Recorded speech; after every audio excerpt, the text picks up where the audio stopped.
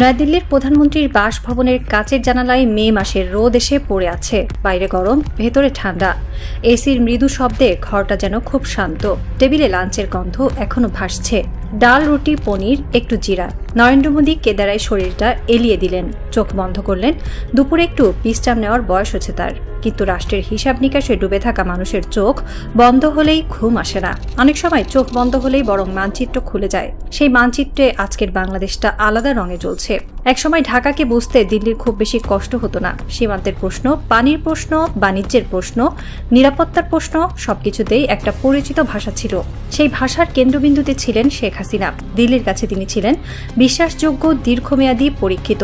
দক্ষিণের বদ্বীপটি তখন অনেকেই দেখত এক নরম উঠোনের মতো। পতাকা আছে, রাষ্ট্র আছে, সংসদ আছে, কিন্তু সিদ্ধান্তের বাতাস অনেক সময় উত্তর দিক থেকে বইত। কিন্তু রাজনীতি নদীর মতো, বাইরে থেকে শান্ত দেখালেও তলায় তলায় স্রোত বদলায়। 2024 সালের গণ অভ্যুত্থানের পর বাংলাদেশের রাজনৈতিক দৃশ্যপট বদলে গেছে। আর সেই বদলের সঙ্গে সঙ্গে ঢাকা দিল্লির সম্পর্কেও আগের উষ্ণতার জায়গায় এসেছে হিসাবি শীতলতা।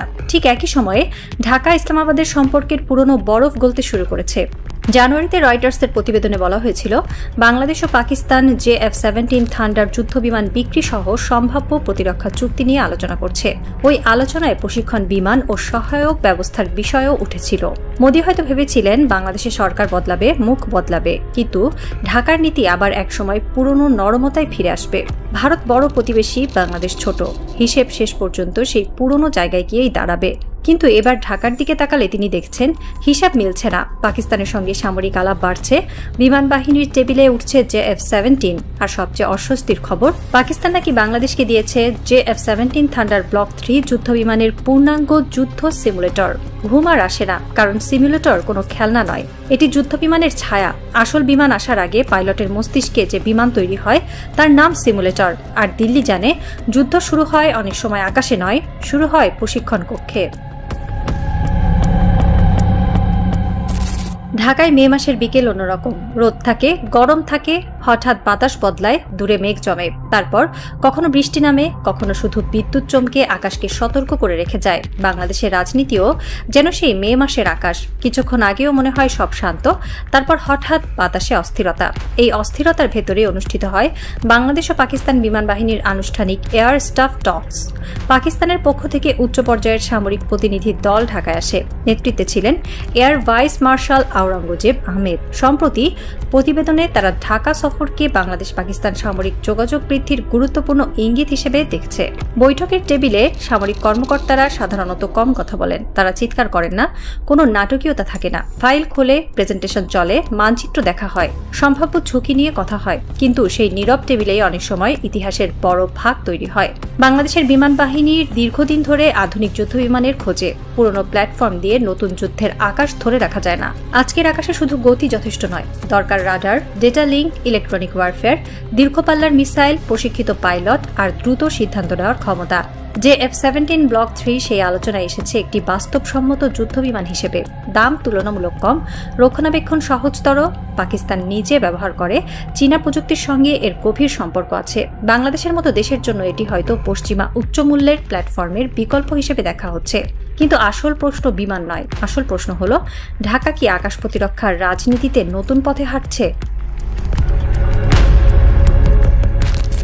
Pakistan F-17 thunder block 3 simulator বাংলাদেশে পাঠিয়েছে বলে আন্তর্জাতিক প্রতিরক্ষা সংবাদ মাধ্যমগুলো দাবি করছে। সেটিকে তারা সাধারণ প্রশিক্ষণ যন্ত্র হিসেবে দেখছে না। ডিফেন্স সিকিউরিটি এশিয়া লিখেছে, পাকিস্তানের এই কমব্যাট ক্যাপেবল সিমুলেটর হস্তান্তর ভবিষ্যৎ ফাইটার জেট ক্রয় চুক্তির আগে বাহিনীকে প্রস্তুত করার সংকেত হিসেবে ব্যাখ্যা করা হচ্ছে। একটি সিমুলেটরের ভেতরে থাকে যুদ্ধের অনুশীলন। পাইলট সেখানে বাস্তব আকাশে ওঠেন না, কিন্তু বাস্তব যুদ্ধের মতো সিদ্ধান্ত নিতে শেখেন। শত্রু বিমান সামনে এলে কি করবেন, রাডার লক হলে কি করবেন, মিসাইল সতর্কতা এলে কিভাবে প্রতিক্রিয়া দেবেন, রাতের মিশনে কিভাবে লক্ষ্য শনাক্ত করবেন, এসব শেখার জায়গা হলো সিমুলেটর। একজন তরুণ পাইলট হয়তো প্রথম দিন সেই ককপিটে বসে বুঝবেন, যুদ্ধবিমান শুধু ধাতু আর ইঞ্জিন নয়, এটি মানুষের স্নায়ু, মস্তিষ্ক, ভয় আর সাহসের সম্মিলিত যন্ত্র।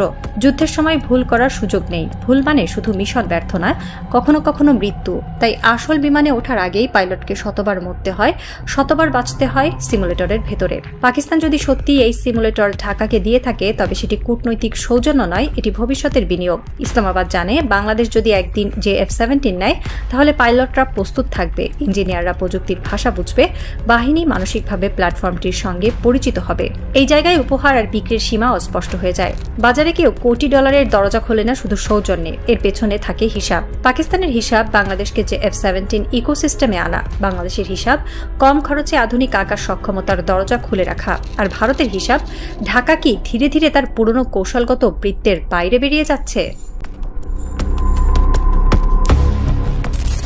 F-17 থান্ডার নিয়ে পাকিস্তানের আত্মবিশ্বাস নতুন নয়। দেশটি বহু বছর ধরে এই যুদ্ধবিমানকে নিজের প্রতিরক্ষা শিল্পের অন্যতম সাফল্য হিসেবে তুলে ধরে। ব্লক 3 সংস্করণে উন্নত রাডার, আধুনিক এভিয়েনিক্স, ইলেকট্রনিক ওয়ারফেয়ার সক্ষমতা এবং বিভিন্ন ধরনের আকাশ থেকে আকাশ ও আকাশ থেকে ভূমি অস্ত্র বহনের সম্ভাবনার কথা পাকিস্তানি ও আঞ্চলিক প্রতিরক্ষা প্রতিবেদনে বারবার এসেছে।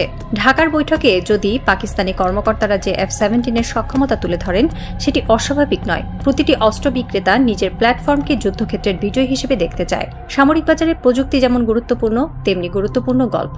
যুদ্ধবিমানের গল্প যদি পাইলট, নীতি নির্ধারক ও জনমতের মনে জায়গা করে নেয় তাহলে চুক্তির পথ সহজ হয়। এখানে রাফায়েলের প্রসঙ্গও আসে। দক্ষিণ এশিয়ায় ফরাসি রাফাল একটি শক্তিশালী প্রতীক। ভারত যখন রাফাল হাতে নেয় তখন সেটি শুধু যুদ্ধবিমান কেনা ছিল না, সেটি ছিল আকাশে মর্যাদার ঘোষণা। পাকিস্তান এখন F-17 ব্লক 3-কে সেই মনস্তাত্ত্বিক লড়াইয়ে দাঁড় করাতে চাইছে। বাংলাদেশ এই দুই শক্তির মাঝখানে দাঁড়িয়ে। ঢাকার জন্য প্রশ্ন হলো, কোন বিমান সবচেয়ে দামি? সেটি নয়, কোন বিমান বাস্তবসম্মত, রক্ষণাবেক্ষণযোগ্য, দ্রুত অপারেশনাল এবং ভবিষ্যৎ কৌশলের সঙ্গে মানানসই। কারণ বাংলাদেশ কোনো প্রদর্শনী বাহিনী গড়তে পারে না, তাকে গড়তে হবে কার্যকর বাহিনী, যেখানে প্রতিটি টাকা, প্রতিটি প্রশিক্ষণ ঘণ্টা, প্রতিটি মিসাইলের হিসাব আছে। যুদ্ধবিমান কেবল আকাশের কবিতা নয়, যুদ্ধবিমান বাজেটের গদ্য। ভারতের অস্বস্তির জায়গা শুধু F-17 নয়, অস্বস্তি আসলে বাংলাদেশের কৌশলগত স্বাধীনতায়। দীর্ঘ সময় ধরে দিল্লি অভ্যস্ত ছিল এমন এক বাংলাদেশে যেখানে নিরাপত্তা, বাণিজ্য, নদী, সীমান্ত সব বড় প্রশ্নে ভারতের প্রভাব স্পষ্ট।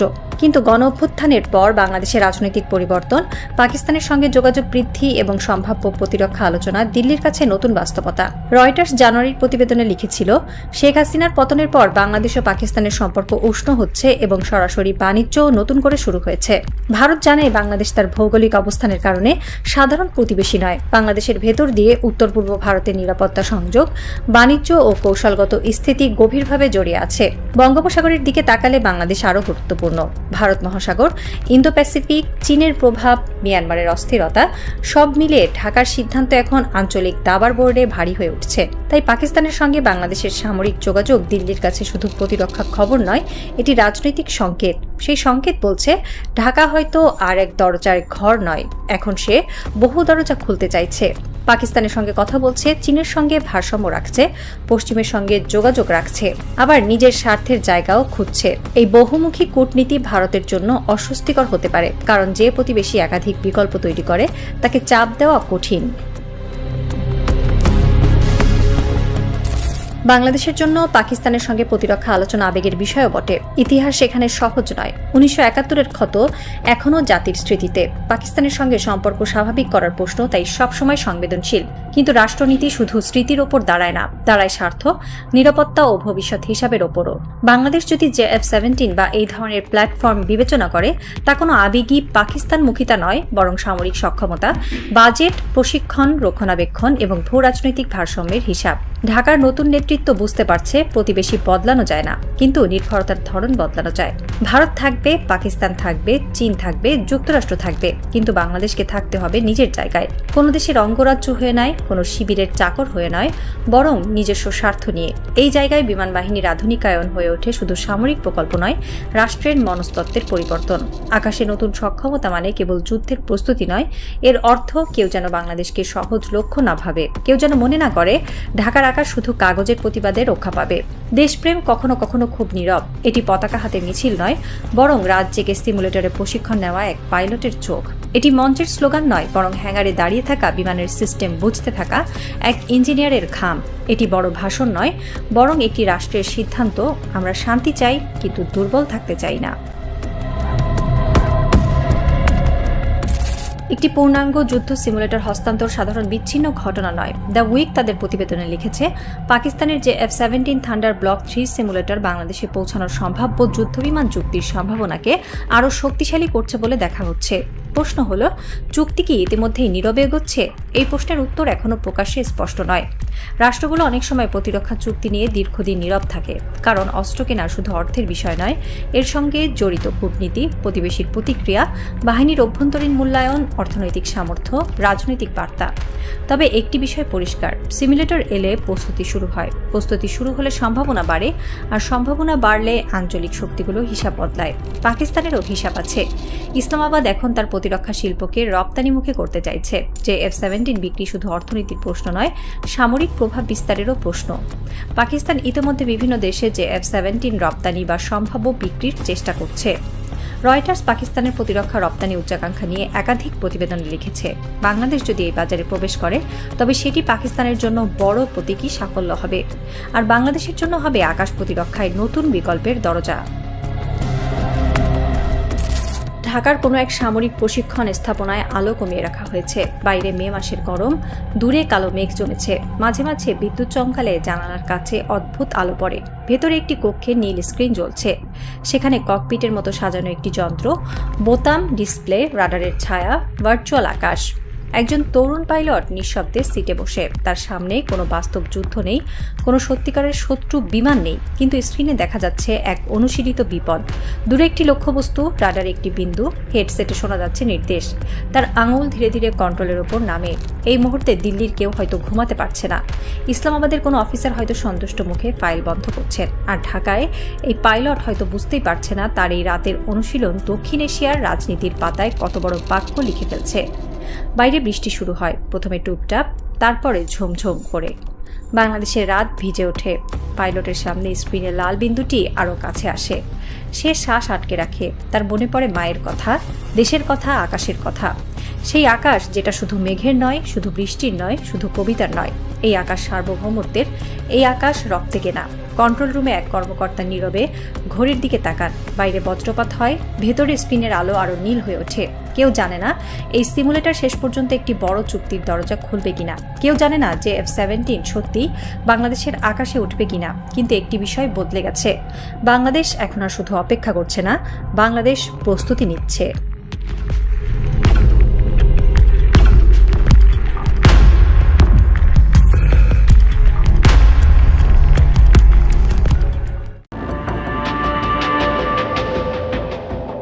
সীমান্তে হঠাৎ গুলির শব্দ, চারিদিক আতঙ্ক, আর কয়েক সেকেন্ডের মধ্যেই পাল্টা জবাব দেয় বিজিবি। সিলেট সীমান্তে বাংলাদেশ ও ভারতের সীমান্তরক্ষী বাহিনীর এই মুখোমুখি অবস্থান এখন শুধু সীমান্ত উত্তেজনার ঘটনা নয়, এটি রাজনৈতিকভাবেও নতুন আলোচনা তৈরি করেছে ভারত জুড়ে। সোমবার বিকেলে সিলেটের গোয়াইনঘাট উপজেলার সোনারহাট সীমান্ত এলাকায় ঘটে এই ঘটনা। বিজিবির দাবি, ভারতীয় সীমান্তরক্ষী বাহিনী বিএসএফ সীমান্তের দিকে গুলি ছোড়ে। এরপর তাৎক্ষণিকভাবে পাল্টা ফায়ার করে বিজিবি। ৪৮ বিজিবির অধিনায়ক লেফটেন্যান্ট কর্নেল নাজমুল হক জানিয়েছেন, বিজিবির দ্রুত ও পেশাদার পদক্ষেপে পরিস্থিতি দ্রুত নিয়ন্ত্রণে আসে। সবচেয়ে গুরুত্বপূর্ণ বিষয়, এ ঘটনায় কোনো হতাহতের খবর পাওয়া যায়নি। তবে সীমান্তের এই উত্তেজনা এমন এক সময় ঘটল যখন ভারতে রাজনৈতিক অঙ্গনও উত্তপ্ত হয়ে উঠছে। সামনে বিভিন্ন গুরুত্বপূর্ণ রাজ্যের নির্বাচন, আর নির্বাচন ঘিরে জাতীয়তাবাদ, সীমান্ত নিরাপত্তা এবং বাংলাদেশ প্রসঙ্গ ভারতের রাজনীতিতে বারবার উঠে আসছে। বিশেষ করে পশ্চিমবঙ্গের বিজেপি নেতা শুভেন্দু অধিকারীর সাম্প্রতিক বক্তব্য নতুন করে বিতর্ক তৈরি করেছে। বাংলাদেশ সীমান্ত, অনুপ্রবেশ এবং নিরাপত্তা ইস্যুকে সামনে এনে তিনি বারবার কেন্দ্রীয় সরকারের কঠোর অবস্থানের দাবি তুলছেন। রাজনৈতিক বিশ্লেষকদের মতে, পশ্চিমবঙ্গে ভোটের রাজনীতিতে সীমান্ত ইস্যু একটি বড় অস্ত্র হয়ে উঠছে। কারণ সীমান্ত মানেই শুধু নিরাপত্তা নয়, এটি আবেগ ও জাতীয়তাবাদেরও বিষয়। আর নির্বাচনের সময় এমন ইস্যু খুব দ্রুত রাজনৈতিক বার্তায় পরিণত হয়। বিশ্লেষকরা বলছেন, সীমান্তে ছোট একটি ঘটনাকেও রাজনৈতিকভাবে বড় করে উপস্থাপন করার প্রবণতা এখন ভারতীয় রাজনীতিতে স্পষ্ট। বিশেষ করে পশ্চিমবঙ্গে বিজেপি ও তৃণমূল কংগ্রেসের তীব্র রাজনৈতিক প্রতিযোগিতার মধ্যে বাংলাদেশ প্রসঙ্গ প্রায়ই আলোচনায় আসে। এদিকে ঘটনার পর সীমান্ত এলাকায় টহল ও নজরদারি আরও জোরদার করেছে বিজিবি। যে কোনো উস্কানিমূলক পরিস্থিতি মোকাবিলায় সদস্যদের সর্বোচ্চ অবস্থানে রাখা হয়েছে। স্থানীয়দেরও সতর্ক করা হচ্ছে অবৈধভাবে সীমান্ত অতিক্রম না করতে এবং সীমান্ত এলাকায় অননুমোদিত কর্মকাণ্ড থেকে দূরে থাকতে। বর্তমানে পরিস্থিতি শান্ত রয়েছে, তবে এই ঘটনা নতুন করে মনে করিয়ে দিল সীমান্তে কয়েক মুহূর্তের উত্তেজনাও কেবল নিরাপত্তা সংকট নয়, রাজনৈতিক আলোচনার বড় অংশ হয়ে উঠতে পারে। কারণ সীমান্তের প্রতিটি ঘটনা এখন শুধু সীমান্তেই সীমাবদ্ধ থাকে না, তা পৌঁছে যায় নির্বাচনী মঞ্চে, রাজনৈতিক ভাষণে, আর কখনো কখনো দুই দেশের সম্পর্কের ভবিষ্যৎ আলোচনাতেও।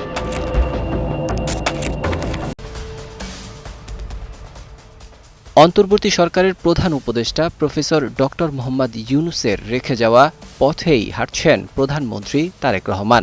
হাসিনা সরকারের পতনের পর বাংলাদেশে কোরবানির পশুর বাজারে বড় পরিবর্তন আনে অন্তর্বর্তী সরকার। দেশীয় খামারিদের সুরক্ষা দিতে ভারত থেকে গরু প্রবেশ কার্যত বন্ধ করে দেয়া হয়।